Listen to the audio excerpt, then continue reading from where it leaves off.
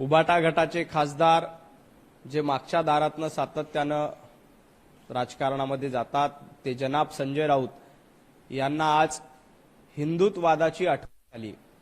आतापर्यंत खुदा का नेक बंदा उद्धव ठाकरे अशा पद्धतीचं कौतुक करून त्यांचं गाणं बनवणारे संजय राऊत यांना आज हिंदुत्ववादी साधू संतांबद्दल पुळका आलेला आहे। खरं तर शंकराचार्य यांच्याबद्दल जे काही प्रकार झाला त्याचा तपास सुरू आहे, चौकशी सुरू आहे, परंतु कालपर्यंत तुम्ही खुदा का नेक बंदा म्हणून उद्धवजी ठाकरे यांचं कौतुक करत होतात, परंतु जेव्हा हिंदुत्ववादी मतदारांनी तुम्हाला फटकारलं, तुम्हाला लाथाडलं, तुम्हाला झिडकारलं, त्यानंतर आता तुम्हाला साधू संतांची आठवण येते। कालपर्यंत खुदा का नेक बंदा म्हणणारे आज साधू संतांची बाजू घेतात, ही अतिशय आनंदाची गोष्ट आहे। संजय राऊत यांना या निमित्ताने उपरती झालेली दिसते। खरं तर ज्या पद्धतीनं शंकराचार्यजी यांच्यावर जे काही प्रकार झाला त्याचा तपास होईल, परंतु संजय राऊत यांना एकच आठवण करून द्यायची आहे, पालघरमध्ये साधूंची हत्या झाली होती त्यावेळेला तुमचं सरकार होतं।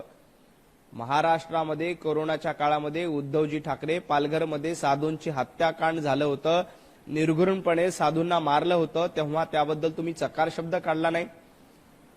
तुमचं सरकार असताना त्याबदल्या दोषींना शिक्षा झाली नाही याबद्दल तुम्ही चकार शब्दाने आजपर्यंत बोलला नव्हतात, परंतु जेव्हा मुंबई महापालिकेमध्ये महाराष्ट्रातल्या निवडणुकीमध्ये तुमचा पराभव झाला, हिंदुत्ववादी मराठी मतदारांनी तुम्हाला झिडकारण्याचं काम, तुम्हाला नाकारण्याचं काम केलं, त्याच्यानंतर तुम्हाला आता साधू संतांची आठवण येते। जर का याआधी अशाच पद्धतीनं साधू संतांचा आदर केला असता, साधू संतांचा सन्मान केला असता, पालघरमध्ये झालेल्या साधू हत्याकांडाबद्दल जाब विचारला असता, तर तुमच्यावर आज जी वेळ आली ती आली नसती, एवढंच मला जनाब संजय राऊत यांना सांगायचंय।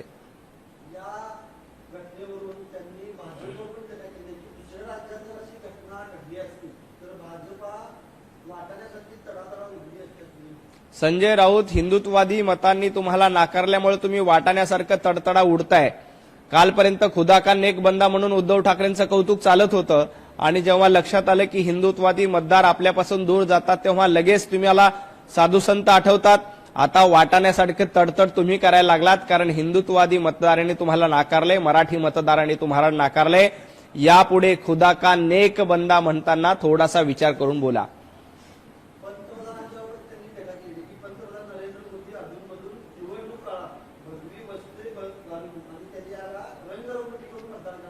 भगव्याबद्दल बोलण्याचा संजय राऊत यांना अधिकार नाही।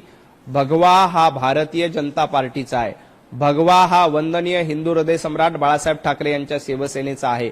तुमची अख्खी उभाटा गट तुम्ही हिरवी करून टाकली, मतांसाठी तुम्ही जनाब सेना सुरू करून टाकली। तुम्हाला भगव्याबद्दल बोलण्याचा अजिबात अधिकार नाही।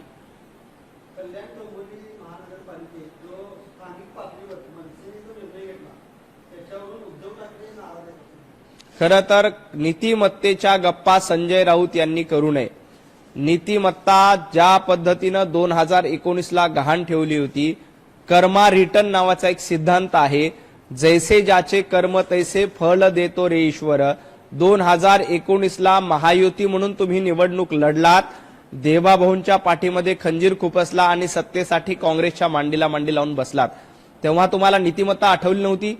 आता कल्याण डोंबिवलीमध्ये मनसे तुमच्याबरोबर युतीमध्ये लढली आणि पाठिंबा शिवसेनेला दिला की लगेच तुम्हाला नीतिमत्ता आठवली।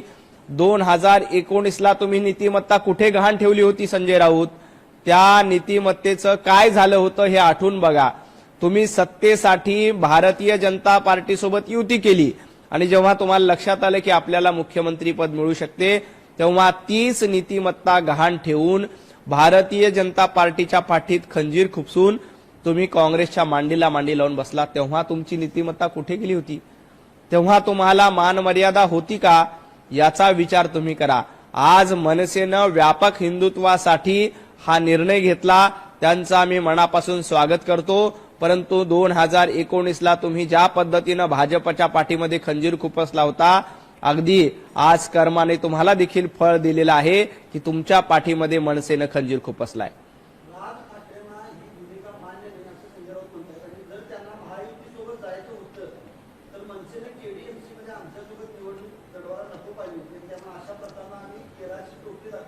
खरं तर मनसेनं तुमच्यासोबत युती केली आणि आता भारतीय जनता पार्टी सोबत आली म्हणून तुम्हाला राग येतो. तर 2019ला भारतीय जनता पार्टी शिवसेनेची युती होती. तुम्ही आमच्यासोबत निवडणूक लढली, आमच्यासोबत जागा लढल्या, आमच्यासोबत प्रचार केला आणि फक्त सत्तेसाठी मुख्यमंत्री पदाच्या खुर्चीसाठी काँग्रेसला जाऊन मिळालात. त्यावेळेला तुमची नीतिमत्ता कुठे होती? त्यावेळेला तुम्ही त्या अशा प्रस्तावाला केराची टोपली का दाखवली नाही? त्यावेळेला देवाभाऊंच्या पाठीमध्ये खंजीर का खुपसला? त्यावेळेला तुम्हाला अशा पद्धतीची मुक्ताफळं उधळण्याची वेळ का आली नव्हती? याचा विचार संजय राऊतांनी केला पाहिजे. संजय राऊत, तुम्ही सातत्यानं जे जनमत होतं त्या जनमताचा अपमान करण्याचं काम 2019ला केलं होतं. आता तर जनमत भारतीय जनता पार्टी आणि शिवसेनेच्या पाठीशी आहे आणि मनसेनं विकासाच्या मुद्द्यावरून भारतीय जनता पार्टीला पाठिंबा दिलाय. हा पाठिंबा भारतीय जनता पार्टी आणि शिवसेना महायुतीला आहे. संजय राऊत, तुम्हाला जनतेनं नाकारले, तुम्हाला जनतेनं पुन्हा एकदा घरी बसवले. नगरपंचायत निवडणूक, विधानसभा निवडणूक, महापालिका निवडणूक आणि आता जिल्हा परिषदेच्या निवडणुकीला देखील जनता तुम्हाला घरी बसवेल. कारण 2019 साली ज्या पद्धतीनं जनमताचा अनादर करून फक्त आणि फक्त खुर्चीसाठी तुम्ही काँग्रेस सोबत गेलात, त्याचा बदला आज मराठी माणूस घेतोय, महाराष्ट्रातला प्रत्येक माणूस घेतोय.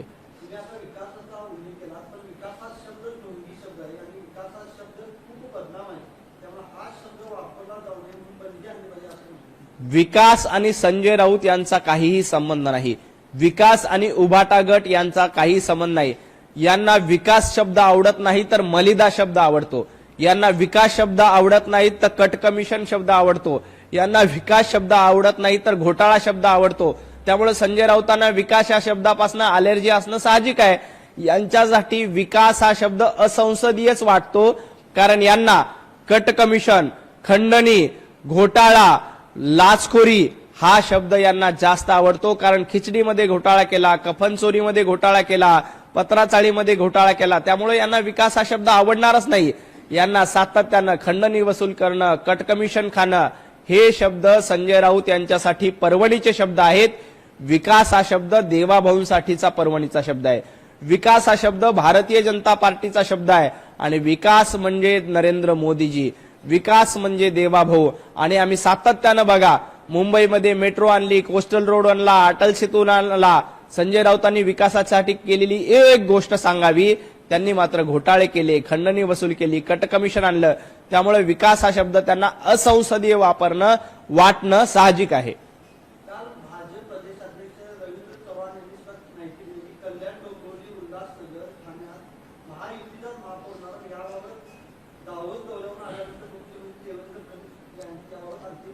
मुंबई असो, कल्याण डोंबिवली असो, ठाणे असो किंवा नवी मुंबई असो, या सर्व ठिकाणी भारतीय जनता पार्टी महायुतीचाच महापौर होणार आहे. कारण जनतेनं महायुतीला कौल दिला. जनता भारतीय जनता पार्टी महायुतीच्या पाठीशी आहेत, एकनाथजी शिंदे यांच्या पाठीशी आहे. संजय राऊत यांना ज्या पद्धतीनं मुंबई वगळता अन्य ठिकाणी त्यांचं डिपॉझिट जप्त करण्याचं काम जनतेने केलं. मुंबईमध्ये देखील स्वतः ब्रँड म्हणून मुंबईमध्ये महापौर आमचाच बसेल असा टिंगाऱ्या संजय राऊत मिरवत होते. परंतु मुंबईकरांनी त्यांना त्यांची जागा दाखवली आणि घरी बसवण्याचं काम केलं. येणाऱ्या काळात जिल्हा परिषदेच्या निवडणुकीतही ते घरी बसतील आणि बाकी सर्व निवडणुकीमध्ये त्यांचे हेच हाल होतील.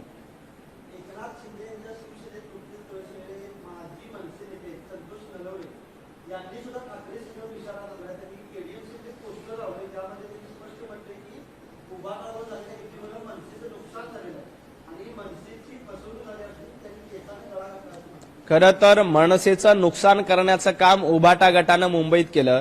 मनसेनं प्रामाणिकपणे उद्धवजी ठाकरे यांच्या पाठीशी आपली संघटना उभी केली.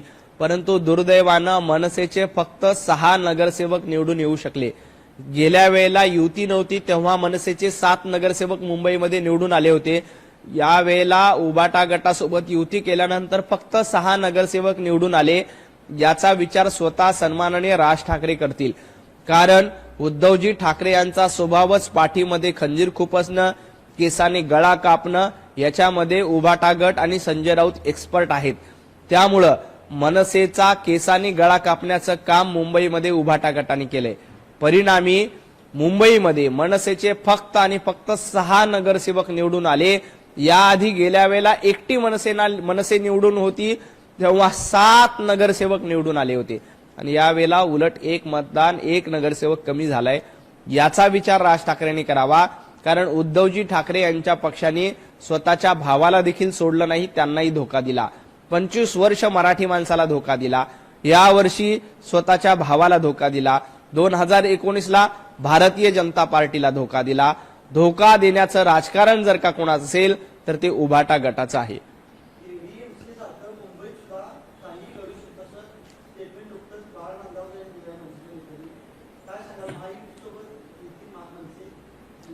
नाही, मनसेचा केसांनी गळा कापण्याचं काम उद्धवजी ठाकरे यांनी केले, मनसेच्या पाठीत खंजीर खुपसण्याचं काम उभाटा गटाने केले। त्यामुळे मनसेला आता उद्धवजी ठाकरे यांच्यावर विश्वासार्हता राहिली नाही, विश्वास राहिलेला नाही। ज्या पद्धतीने उद्धवजी ठाकरे हे धोका देण्याची परंपरा पुढे चालवतात ते बघता मनसे कल्याण डोंबिवलीमध्ये ज्या पद्धतीने निर्णय घेतलाय अगदी तशाच पद्धतीने इतर ठिकाणी निर्णय घेईल याच्यामध्ये अजिबात शंका नाही, कारण मनसेचे नगरसेवक पाडण्याचं काम उभाटा गटाच्या माध्यमातून झाले। कल्याण डोंबिवलीमध्ये मनसेचे नगरसेवक उभाटा गटाने पाडले, मुंबईमध्ये मनसेचे नगरसेवक उभाटा गटाने पाडले, नवी मुंबईमध्ये पण तीच अवस्था आहे। अनेक ठिकाणी मनसेचा घात करण्याचं काम आणि रेल्वे इंजिनला रुळावरून उतरवण्यासाठी उभाटा गटाने अनेक ठिकाणी प्रयत्न केले। त्यामुळे राज ठाकरे याच्यापुढे त्यांच्यासोबत युती करतील असं वाटत नाही। संजय राऊत आणि उद्धवजी ठाकरे वारंवार सांगत आले होते की आम्ही एकत्र आलो ते एकत्र राहण्यासाठी, परंतु आज निवडणुकीनंतर 2 दिवस देखील ते एकत्र राहू शकले नाही, कारण ही मैत्री युतीसाठी नव्हती तर भीतीसाठी होती। हा प्रीती संगम नव्हता तर भीती संगम होता आणि ही भीतीसाठी झालेली युती फार काळ टिकत नाही, हे वास्तव आहे, हे जनतेने देखील ओळखलेलं आहे।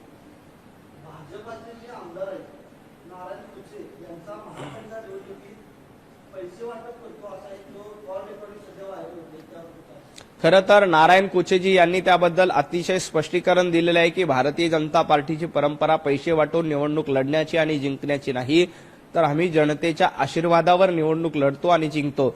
नारायण कुचे यांनी त्या संदर्भात अतिशय स्पष्टीकरण दिले।